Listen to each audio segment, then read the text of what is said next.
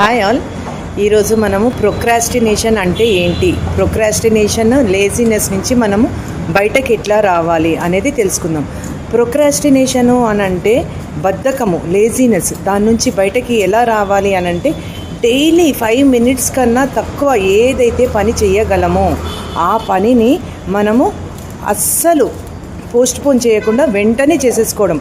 For example 5 minutesలో మనకి గిన్నెలు సదరడం అవుతుంది, బట్టలు మడతపడడం అవుతుంది, ఏదైనా రీడ్ చేయడం అవుతుంది.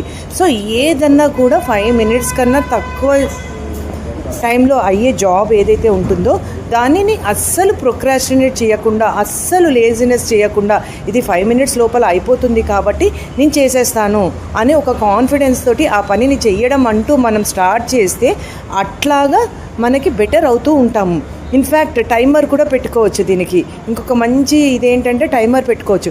టైమర్ పెట్టుకుని ఒక 5 minutes లోపల నేను చేయగలిగేనా లేదా ఆ పని అని చూస్తే, ఫర్ ఎగ్జాంపుల్ అది 8 minutes 10 minutes వర్క్ అయినా కూడా మనం 5 minutes లోపల చేయగలుగుతాం అనమాట.